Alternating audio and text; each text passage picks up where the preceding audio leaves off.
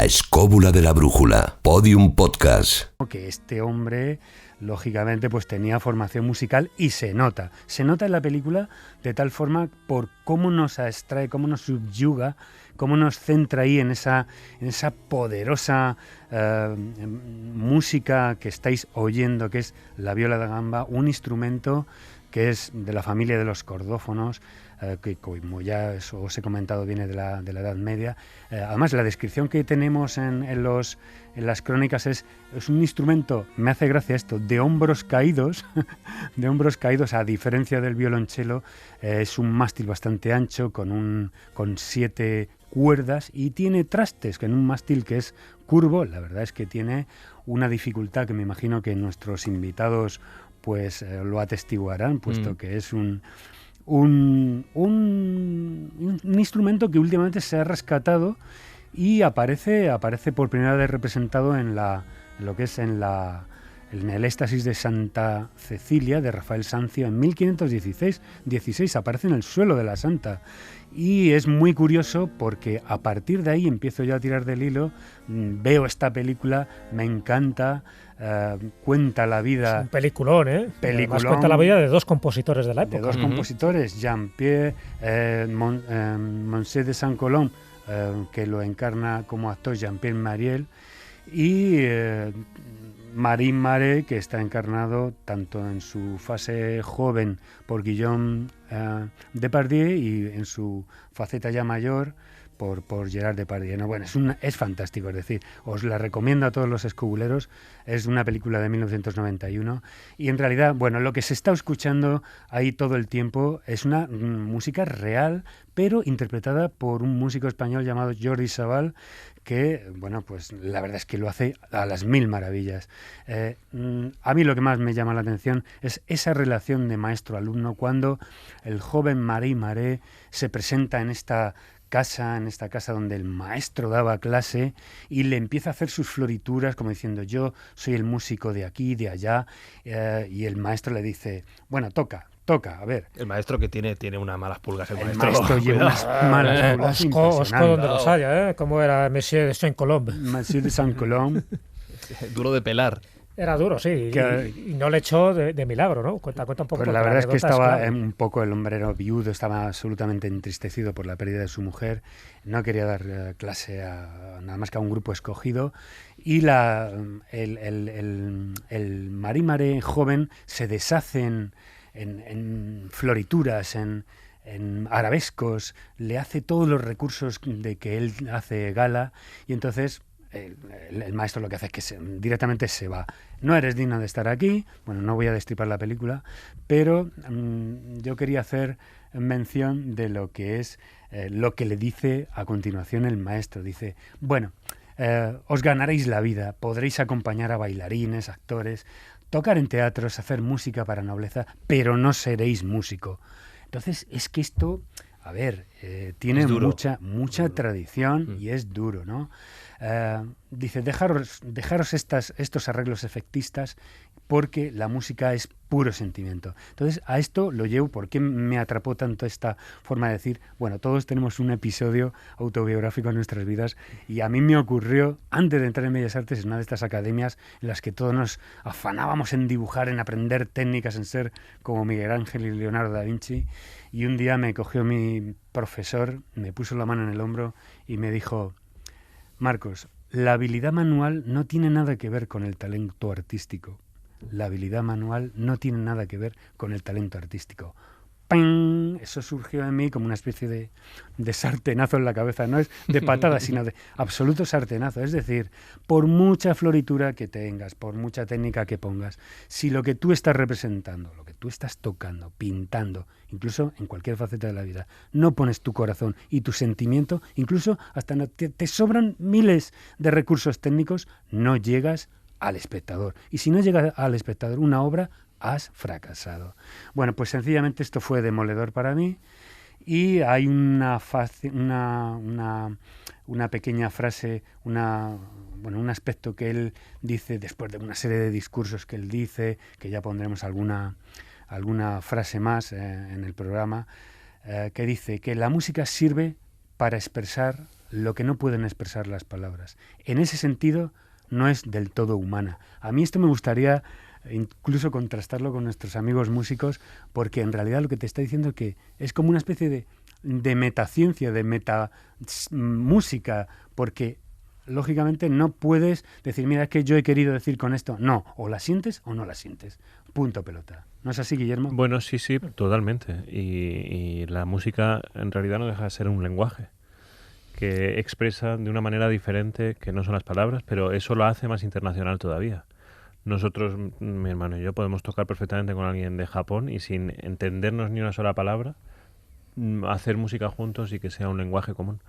Entonces, es verdad que trasciende a la palabra, trasciende a los conceptos y crea su propia forma de expresar y de conmover, que en realidad es lo que buscan las artes. Yo te diría lo que decía Adolfo Argente, que creo que lo decía muy bien, es que es el lenguaje de la emoción, un lenguaje universal, y es el de la emoción. Y ahí es donde quisiera yo encontrar a que analizáramos entre todos los que estamos aquí un poquito esos efectos que la música puede tener sobre las personas, tanto que la ejecutan como que la escuchan. Porque yo, por ejemplo, mi experiencia personal en los coros que está o en los sitios donde he tocado, es que tú llega un momento en que como que no eres tú. Tú te transformas, eres tu instrumento. Y una vez que eres tu instrumento, ya no eres tú, es otra cosa. Y se forma una especie así de magia, es como una especie de metafísica extraña en que dejas de existir para que fluya lo que realmente eres. ¿Qué opinaréis vosotros de esto? Hombre, es que eso es absolutamente necesario, sobre todo en agrupaciones cuanto más grandes. Tú tienes que formar parte de un todo y eres solo una pieza. Entonces tienes que reducir tu ego absolutamente para pasar a ser parte del todo y es eso. Además que es que, sobre lo que decíais de la música, el lenguaje, la música es la única cosa realmente que estaba ahí antes de que llegáramos nosotros. La música estaba ahí. Uh-huh. Y hay muchas piezas que empiezan y dices, ¿cuándo ha empezado? La primera de Mahler, el primer movimiento, empieza con un re, me parece que es un re, ahí en armónicos, y no sabes cuándo ha empezado, en qué momento ha empezado a sonar la música. No, es la naturaleza y de repente está sonando, de repente hay música, pero es que es lo mismo, es una fusión. Entonces es eso, es formar parte de la naturaleza. Hay una anécdota muy interesante que tiene que ver con Marín Marés. Marín Marés tuvo dos grandes maestros. Por una parte, el maestro de Saint-Coulomb, que refleja en todas las mañanas del mundo, y por otra parte, a Jean-Baptiste Lully, que fue el gran músico, ¿no?, de la corte de Luis XIV en Versalles. Y Lully le comenta algo muy interesante porque, claro, Marín Marés estaba muy interesado en descubrir lo que era realmente la música. Él era un virtuoso, él sabía tocar el instrumento, pero el Lully, que ya le pilla, igual que le pilla también el maestro Saint-Coulomb, que lo que quiere es triunfar y ganar dinero rápidamente, Lully le dice una cosa muy interesante. Dice, si quieres descubrir lo que es la auténtica música, si quieres saber realmente en qué consiste la música, lo que tienes que hacer es huir del mundanal ruido, recluirte. Tienes que buscarte y callar, encontrar en el silencio precisamente esas notas que estás buscando. Entonces es cuando te convertirás en un auténtico músico. Es curioso que lo mismo le dice el otro maestro, el maestro de Saint-Coulomb. Y por eso a lo mejor Marín Marés se convierte en el gran concertista, en el gran compositor que es. Porque encuentra la música no algo para satisfacer a la corte versallesca, sino que encuentra, y él mismo se recluye también en una cabaña, él encuentra la música la razón de su existencia. Y además, fíjate, perdón. Simplemente añadir cómo la música, en este caso, esa reclusión, ese silencio, porque la música también necesita del silencio para poder retroalimentarse. ¿Cómo os dais cuenta que necesitamos la música como vehículo para nuestras emociones? Cuando nos sentimos tristes, necesitamos poner algo que nos saque de ese estado, y de hecho, cuando es la música, engancha con cosas que hemos escuchado, con estados de ánimo que hemos tenido antes, y nos retrotrae y nos lo vuelve a traer hacia nuestro presente. Es decir, bueno, pues cuando lo hemos pasado muy bien, es decir, todo este tipo de vehiculación que tiene la música, que todo es posible.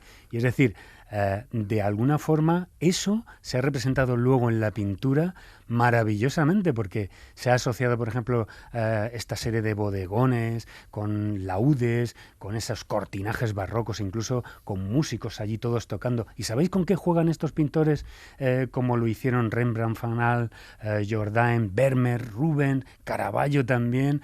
¿Con qué jugaban? Jugaban con un aspecto de la sinestesia, es decir, con ese doble juego que al estar viendo una cosa visual que es el juego lumínico. Está jugando con la evocación de la música que no estás oyendo, pero que te está sonando en el cerebro viendo esa pintura. Y esto es absolutamente mágico, ¿eh?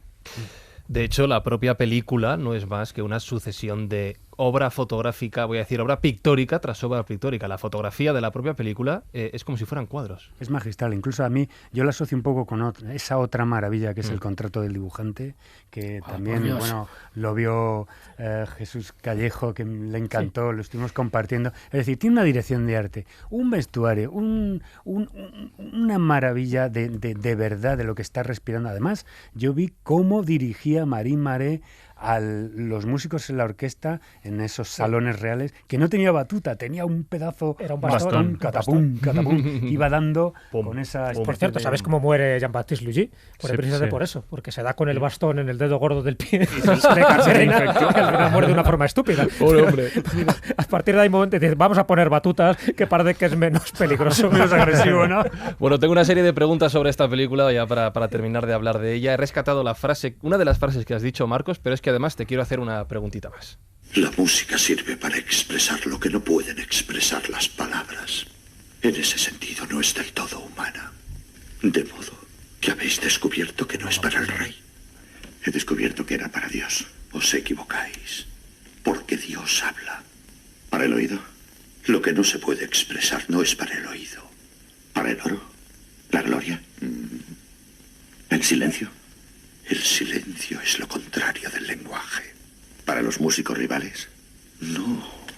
¿El amor? ¿La añoranza del amor? No. ¿El abandono? No, no. Marcos, no te pregunto por la música, te pregunto por el arte en general. ¿Para quién es el arte? El arte es para la gente, o sea, en realidad son para los seres humanos, es para ser sentido, no te podría decir otra cosa. Los críticos dicen que no hay que explicar el arte con palabras, que cuando eso se hace se fracasa, pero el arte precisamente sale del creador y tiene que llegar al creador, tiene que llegar al espectador. Si no se completa ese círculo, no tiene sentido el que tañe un instrumento, el que pinta un cuadro. Si no hay un espectador que vibra con eso, no se cierra ese círculo maravilloso de la creación. Por lo tanto, tiene que ser partícipe y cómplice.